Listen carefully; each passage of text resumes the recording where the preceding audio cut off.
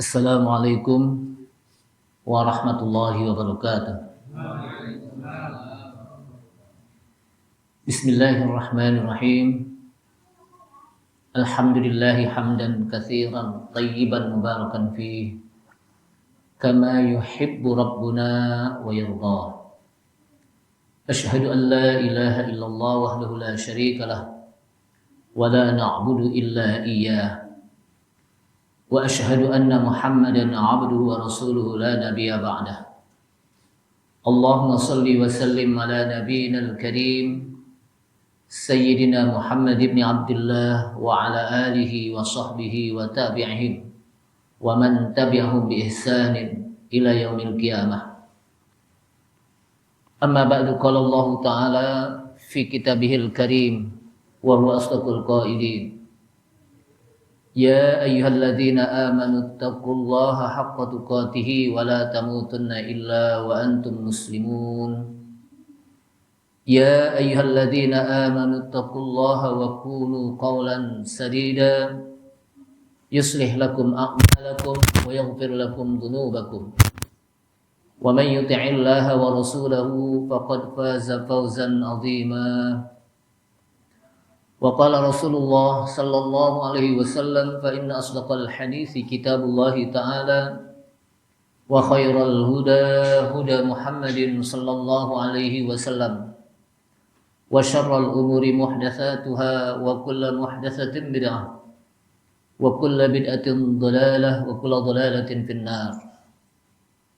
Ma'asyiral muslimin rahimani Allah wa rahimakum, hadirin jamaah Masjid Al-Mujahidin Jalan Nusa Indah yang mudah-mudahan dirahmati Allah Subhanahu wa taala.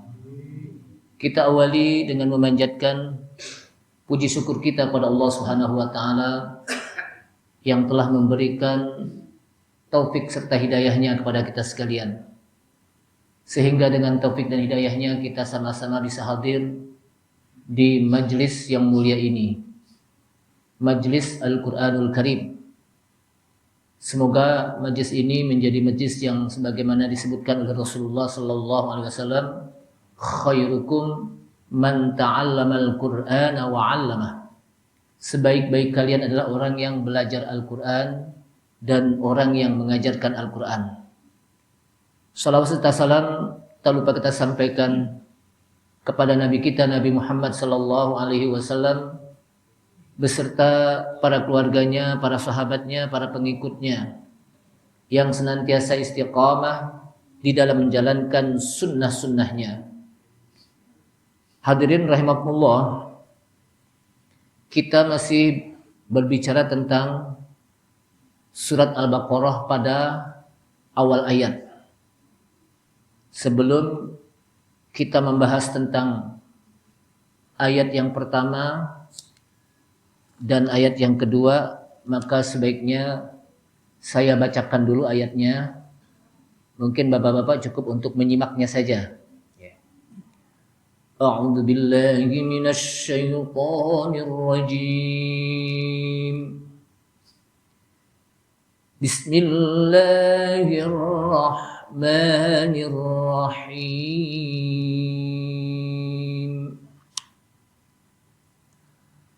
Alif Lam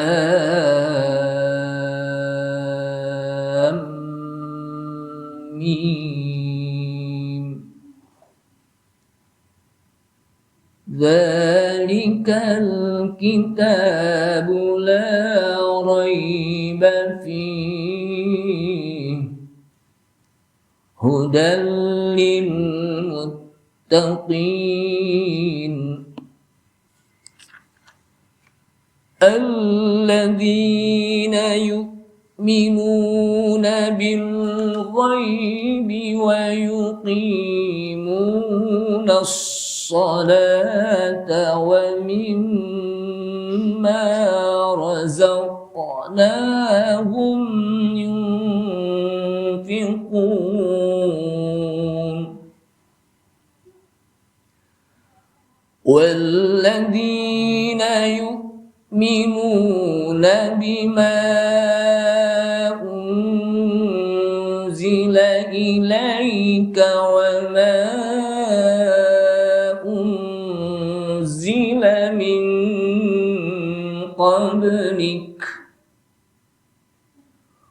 وبالآخرة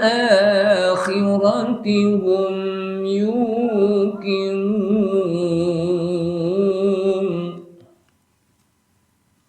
أولئك على هدى من ربهم وأولئك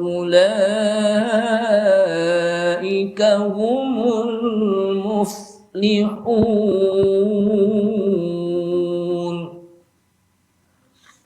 Alif Lam Mim. Ada tasdidnya sehingga kita baca Lam Mim. Allahu a'lamu bimuradih. Pada pertemuan yang lalu kita sudah membahas tentang apa makna Alif Lam Mim yang merupakan bagian dari al-huruful muqatta'ah, huruf-huruf satuan. Yang di dalam Al-Quran, huruf-huruf satuan ini disebut di awal surat. Jadi nggak ada huruf-huruf satuan ini disebut di tengah-tengah surat atau di akhir surat. Maka disebut di awal surat. Dan al-huruful muqatta'ah ini kadang disebut dengan satu huruf seperti nun, qaf, itu satu huruf. Kadang disebut dengan dua huruf seperti hamim. Kadang juga disebut dengan tiga huruf, alif lam mim. Kadang disebut dengan empat huruf, alif lam mim ra, atau ayat lain alif lam mim shad. Itu disebut dengan 4 huruf. Dan kadang disebut dengan 5 huruf. Yang paling banyak kita apa? 5 huruf. Kaf ha ya ain shad. Dan hamim, ain sin qaf, itu 5 huruf dan itu paling banyak. Dan kita sudah membahas tentang apa makna dari al-huruful muqatta'ah, huruf-huruf satuan. Kemudian masuk kepada dzalikal kitabu la raiba fihi hudal lil muttaqin. Dzalika, kata-kata dzalika menurut pendapat Ibnu Jurayj dalam riwayat Ibnu Abbas, ai hadzal kitab. Jadi kata-kata dzalika itu maksudnya apa? Bukan itu kitab, tapi apa? Ini kitab. Yang dimaksud dengan Alkitab di sini adalah Al-Qur'an. Jadi ini kitab yang kita baca berupa apa? Al-Qur'an. Kemudian la raiba fih, tidak ada keraguan di dalamnya. Jamaah sekalian, kata-kata dzalika yang diartikan dengan ini, dan kata-kata dzalika itu kan kalau kita belajar bahasa Arab dia termasuk isim isyarat. Artinya satu huruf, bukan huruf, satu kata untuk menunjuki tentang apa? Tunjuk, menunjuk. Ini, itu. Maka dzalika disebutkan di sini dengan kalimat hadza. Jadi artinya bahwa dzalika itu berarti apa? Hadza. Dan itu banyak dalam ayat Al-Qur'an. Ketika Allah Subhanahu wa taala menggunakan kalimat dzalika, dzalika itu sebetulnya isim isyarat lil ba'id, untuk menunjuki benda yang jauh. Kalau hadza itu isim isyarat lil qarib, untuk menunjuki satu apa? Hal yang dekat. Itu apa? Hadza. Tapi ternyata di sini kata-kata dzalika itu adalah hadza. Dan itu banyak dipakai oleh Allah SWT dalam ayat Al-Quran seperti la faridun wala bikrun awanun baina dzalik. Ketika Nabi Musa memerintahkan kepada kaumnya untuk menyembelih binatang sapi betina, maka mereka bertanya, sapi yang bagaimana? Maka salah satunya yang disebutkan oleh Nabi Musa alaihissalam adalah la faridun wala bikr. Sapi itu tidak tua, wala bikr, dan juga tidak muda. Awanun baina dzalik. Itu berada di antara tua dan muda. Dia menggunakan dzalik, padahal ini di antara dua hal, yaitu tidak tua dan tidak muda. Jadi banyak juga yang menggunakan apa? Dzalikumullah. Seperti Allah Subhanahu wa taala menyebutkan dzalikumullah. Maksudnya apa? Inilah ya, Allah. Bukan itu Allah, inilah Allah yang Allah ciptakan apa? Alam. Jamaah sekalian, kemudian kitab Al-Quran, yang dimaksud dengan Alkitab itu adalah Al-Quran. Jadi innal murad bidzalika Alkitab. Jadi sesungguhnya yang dimaksud dengan Alkitab di sini adalah apa? Al-Quran. Dan la raibah. La raibah ay la syakka, tidak ada keraguan. Jadi kata la raibah ay la syak. Syak itu bahasa Arab. Kemudian menjadi bahasa kita yang berarti apa? Syak itu. Saya syak nih, ragu-ragu. Nah, la syakka itu, la raibah itu artinya apa? La syakka. Kemudian disebutkan di sini anna hadzal kitab, bahwa Alkitab Al-Quran ini la syakka fihi.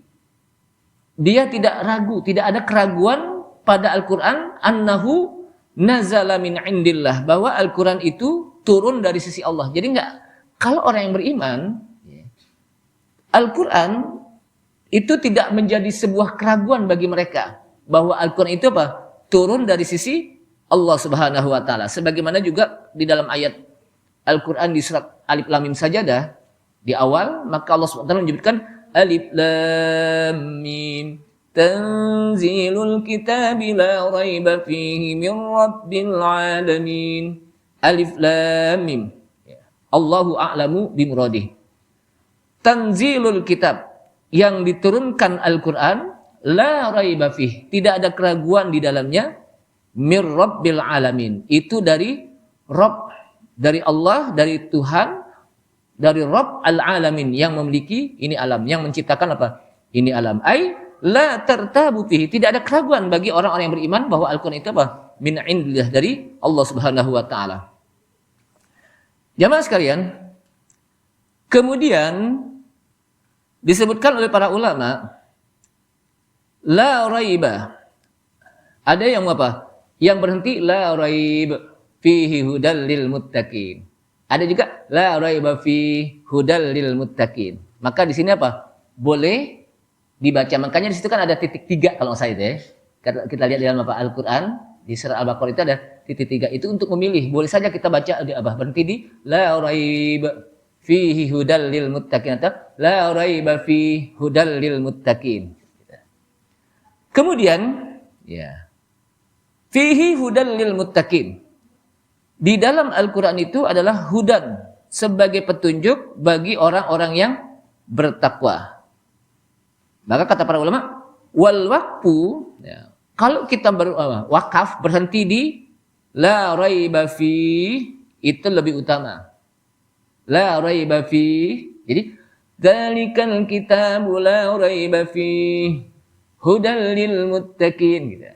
Walaupun boleh juga apa? Dzalikal kitabu la raiba fihi hudal lil muttaqin. Tapi apa? La raiba fi, ya, disebutkan oleh apa? Para ulama, aula, lebih apa? Lebih utama. Kemudian hudal lil muttaqin. Kata-kata hudan itu sebagai sifat bagi Al-Quran, bahwa Al-Quran itu adalah dia sifatnya hudan. Jadi Al-Quran itu apa? Sifatnya hudan, memberi petunjuk. Jadi apa? Al-Quran itu sifatnya hudan, dia memberi petunjuk. Sehingga disebutkan di sini bahwa petunjuk itu lil muttaqin, khusus bagi orang-orang yang apa? Bertakwa. Makanya dilanjutkan hudal lil muttaqin. Petunjuk itu khassat al-hidayah lil muttaqin. Makanya hudan itu adalah apa? Menjadi sifat atau na'at.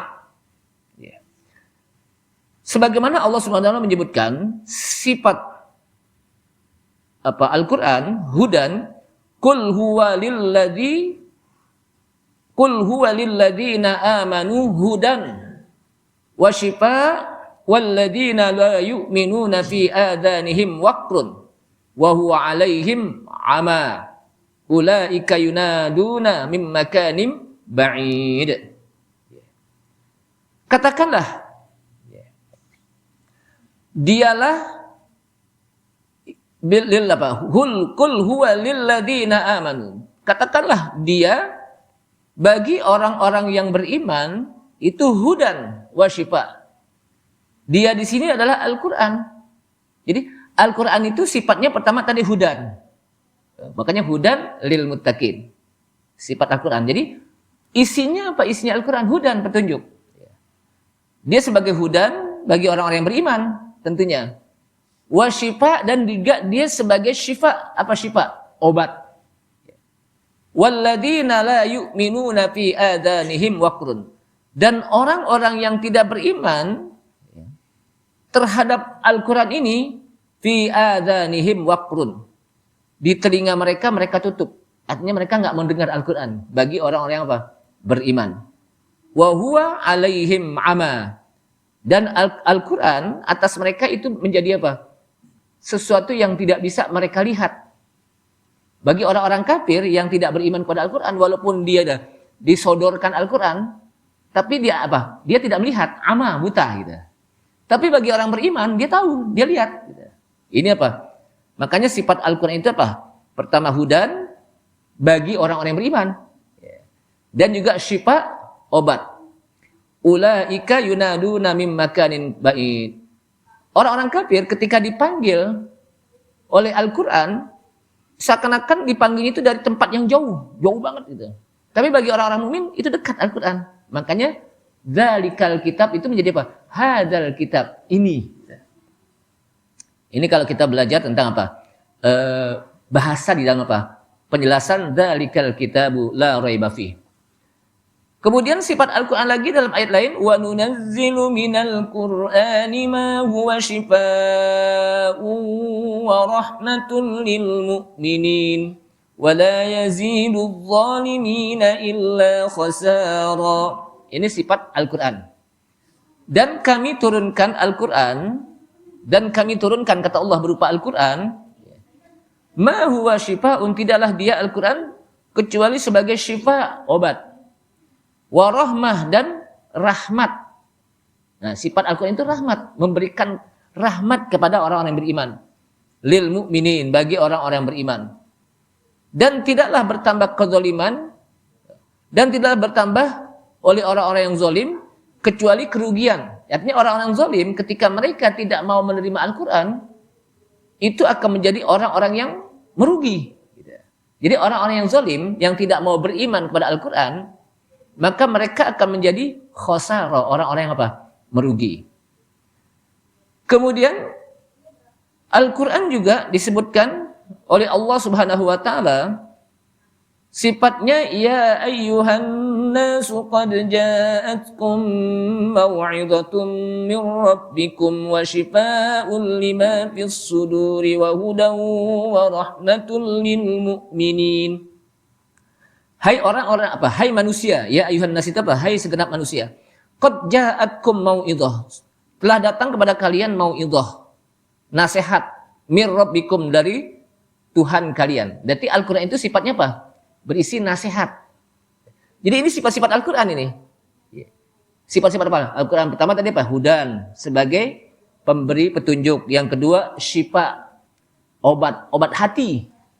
Untuk mengobati hati yang memiliki sifat ria, sifat sum'ah, sifat sombong, sifat dengki, itu diobati dengan apa?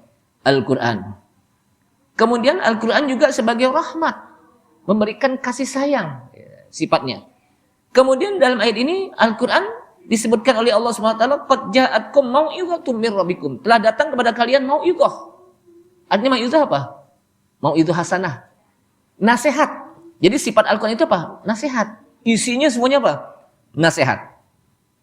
Dan juga syifa'ul lima fis sudur, dan juga obat yang ada dalam hati manusia.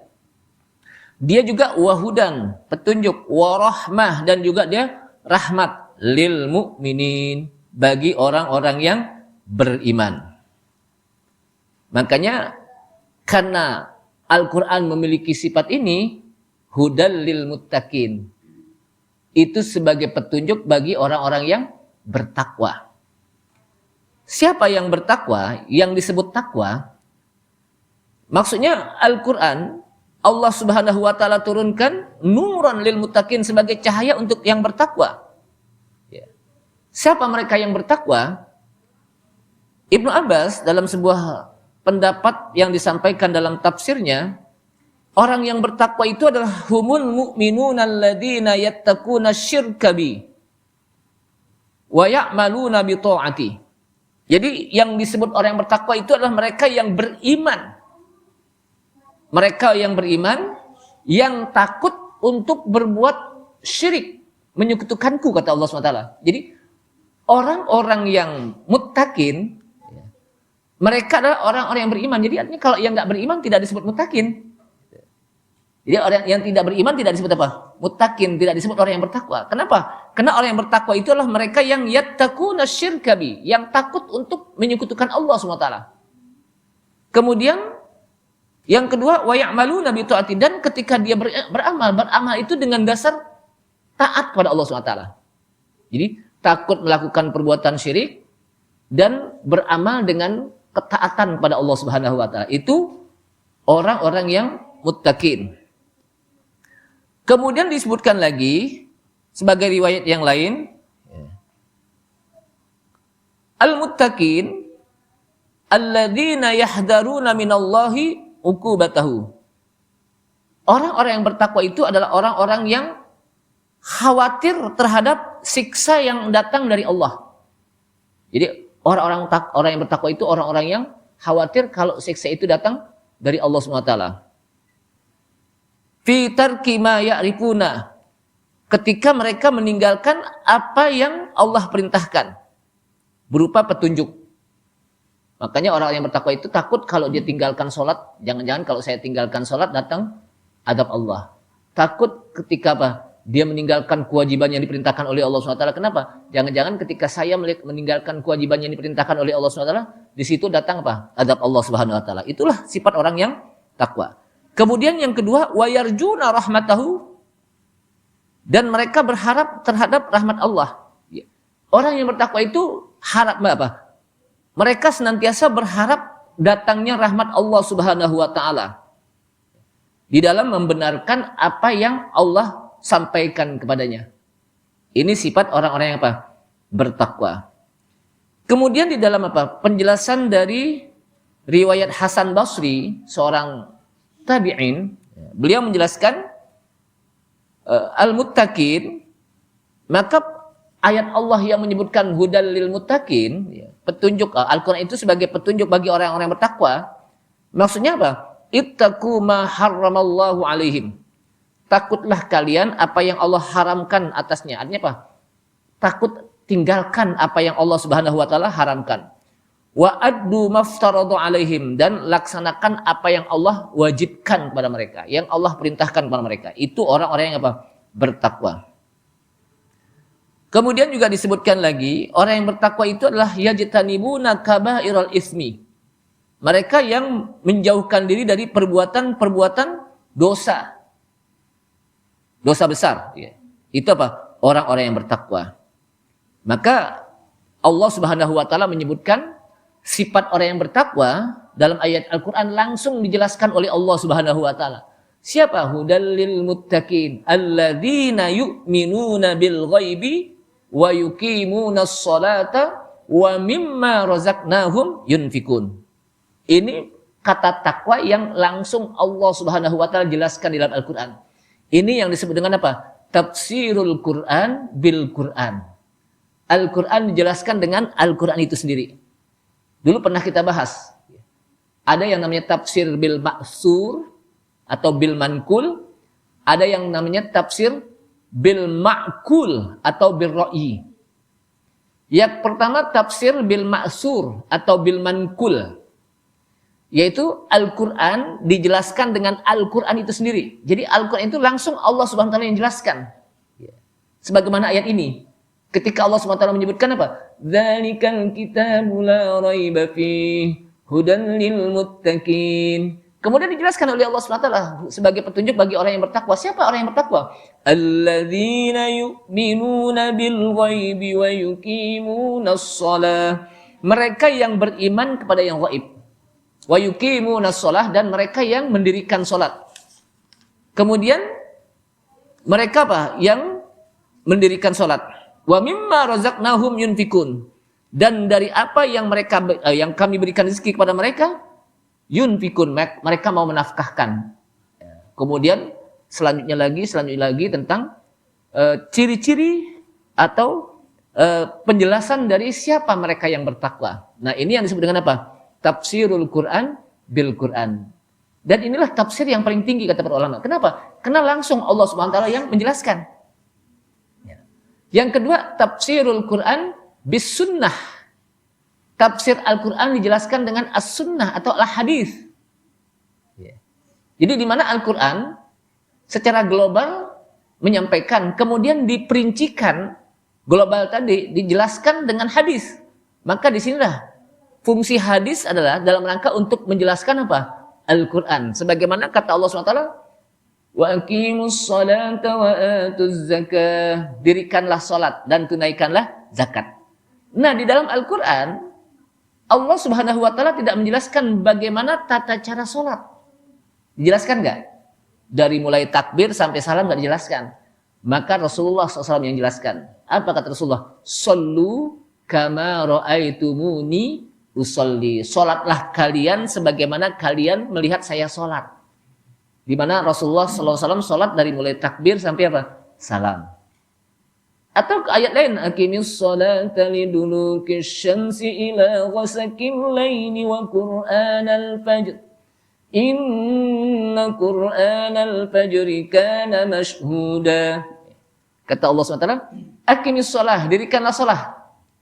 Lidulukish syamsi, pada saat matahari nampak. Ila ghasaqil lail, pada saat matahari tertutup. Malam. Wa Qur'anal fajr, dan pada saat Qur'anal fajr subuh. Inna Qur'anal fajri kana mashhuda. Sesungguhnya waktu subuh itu disaksikan oleh para malaikat. Nah, kalau kita lihat dalam ayat ini berarti kita sholat berapa waktu? Pertama, aqimis sholata lidulukish syamsi. Dirikanlah sholat pada saat matahari nampak. Satu. Ila ghasaqil lail, pada saat di mana matahari tertutup, malam. Yang ketiga, wa Qur'anal fajr, dan pada saat Qur'anal fajr, subuh. Berarti berapa? Sementara ini kita sholat berapa kali? 5. Dari mana? Dari hadis. Kata para ulama, yang disebut dengan lidulukish syamsi, pada saat matahari nampak, kapan? Zuhur dan asar. Kenapa? Karena di zuhur asar itu matahari masih ada gak? Masih ada, nampak. Wa ghasaqil lail, ila ghasaqil lail, pada saat tertutupnya malam, gelapnya malam. Kapan? Maghrib dan Isya. Kenapa? Karena maghrib matahari udah ketutup, terbenam, gitu kan? Kemudian Isya juga begitu. Dan yang ketiga adalah wa Qur'anal fajr, dan pada saat Qur'anal fajr. Kapan Qur'anal fajr? Pada saat subuh. Yang disebut Qur'anal fajr apa? Subuh. Kenapa disebut Qur'anal fajr? Ya karena waktu fajar itu Rasulullah ketika sholat paling panjang, bacaan Qur'annya apa? Panjang. Dan disaksikan oleh para malaikat. Makanya inna Qur'anal fajri kana mashhuda. Karena sesungguhnya salat fajar kalian disaksikan oleh para malaikat. Sebab saat itu malaikat bergantian. Malaikat malam berganti dengan malaikat apa? Siang. Dan disaksikan. Yang malam menyaksikan bagaimana apa? Si hamba sedang salat apa? Subuh.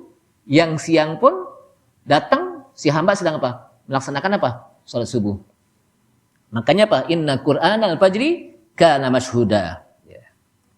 Nah, ini apa? Salah satu tafsir Quran, yaitu tafsirul Qur'ani bis sunnah. Al-Quran dijelaskan dengan apa tadi? As-sunnah atau al-hadis. Makanya bagaimana orang yang mengingkari hadis, yang dikenal dengan kelompok inkarus sunnah. Ada gak kelompok inkarus sunnah? Yang gak percaya kepada hadis? Bagaimana dia bisa sholat sementara Al-Quran tidak menjelaskan tata cara sholat. Tapi sholatnya kayak kita juga sama gitu. Padahal ingkar hadis gitu. Nah kalau kita lihat seperti orang-orang Syiah, mereka tidak percaya riwayat-riwayat yang disampaikan oleh Abu Hurairah. Sementara Abu Hurairah adalah sahabat yang paling banyak meriwayatkan apa? Hadis. Lalu azan yang kita kumandangkan itu tidak dijelaskan dalam Al-Quran, itu ada di hadis. Itu dia apa? Ada di hadis dengan beberapa riwayat gitu. Tentang apa? Azan. Maka tidaklah bisa orang mengingkari hadis.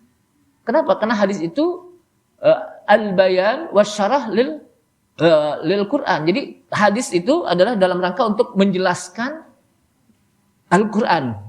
Salah satu fungsi hadis apa? Menjelaskan Al-Quran yang disampaikan secara global. Karena tidak semua hukum yang diperincikan oleh Allah SWT dalam Al-Quran. Kecuali ada beberapa yang dijelaskan secara terperinci, seperti pembagian waris di dalam surah An-Nisa itu kan. Ada yang dapat an-nisfu, separuh, ada as-sulus, sepertiga, ada sulusani, 2/3, ada as-sumun, 1/8, ada as-sudus, 1/6, ada ar-rubu, 1/4. Itu dijelaskan langsung dan Allah SWT yang membaginya. Jamaah sekalian, kemudian yang ketiga adalah Al-Quran, tafsirul Quran bil asar. Al-Quran dijelaskan dengan asar. Apa yang dimaksud dengan asar? Pakai sa. Al-Quran dijelaskan dengan pendapat para sahabat atau juga para tabi'in. Kenapa para sahabat diberikan wewenang untuk, kata para ulama untuk bisa menjelaskan Al-Quran? Karena para sahabat mengalami turunnya Al-Quran. Jadi karena para sahabat mengalami turunnya Al-Quran dan mengalami kehidupan Rasulullah SAW. Maka Ibnu Mas'ud mengatakan, saya tahu di mana Al-Quran itu diturunkan dan untuk siapa. Sehingga mereka tahu tentang Al-Quran itu. Makanya ada di antara sahabat yang alim yang dikenal dengan Bahrul Ulum, yang memiliki lautan ilmu yang dikenal dengan Bahrul Ulum, yaitu Ibnu Abbas. Ibnu Abbas itu salah seorang sahabat Nabi yang menjadi min ulama is-sahabah. Di antara ulama-ulama sahabat itu Ibnu Mas'ud. Seperti as-siratal mustaqim.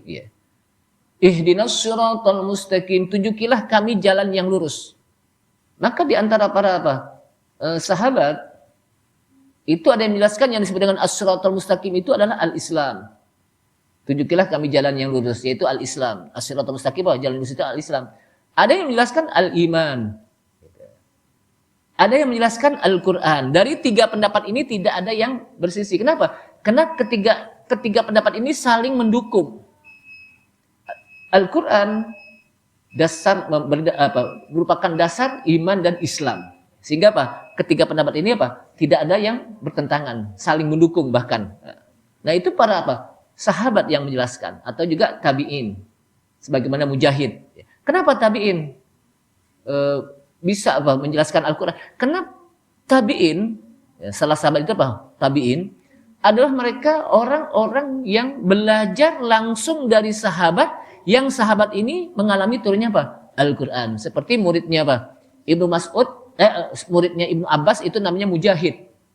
Mujahid ini belajar Al-Quran langsung dari Ibnu Abbas. Dan Ibnu Abbas ini yang mengalami turunnya Al-Quran dan langsung bertemu dengan Rasulullah SAW ketika mereka tidak memahami Al-Quran. Jamaah sekalian, ini yang disebut tafsirul Quran bil athar. Nah yang kedua yang tidak boleh adalah tafsir Quran bil ma'kul atau bil ra'yi. Menafsirkan Al-Quran dengan akal doang. Atau ra'yun gitu. Nah itu nggak boleh. Kenapa? Mazmum. Makanya kata Rasulullah, man fassaral Qur'ana bi ra'yihi falyatabawwa maq'adahu minan nar. Barang siapa yang menafsirkan Al-Quran dengan berdasarkan otaknya saja, dengan akalnya saja, maka hendaknya dia siap-siap tempat duduknya di api neraka. Kenapa? Karena Al-Quran tidak bisa langsung kita tafsirkan kecuali kita harus tahu asbabun nuzulnya. bahasanya bagaimana, bagaimana penjelasan para sahabat yang mengalami turunnya Al-Quran, bagaimana Rasulullah menyampaikannya. Jadi nggak bisa hanya semata-mata dasar akal manusia. Adapun akal hanya sebatas untuk alat untuk bisa memahami. Jadi akal itu bukan sumber hukum. Yang menjadi sumber hukum apa? Al-Quran, hadis. Tapi akal itu sebagai apa? Alat untuk memahami sumber hukum. Wallahu a'lam bishawab. Ini saja, kayaknya udah isa ya. Udah isa belum nih? Kalau belum kita lanjutin lagi nih sampai subuh. Ini saja jamaah sekalian, mudah-mudahan bermanfaat. Paling tidak kita memahami Al-Quran seperti itulah. Nah, oleh karena itu kita tutup dulu. Subhanallah hamdika asyhadu an la ilaha illa anta astaghfiruka wa atubu ilaik. Wassalamualaikum warahmatullahi wabarakatuh.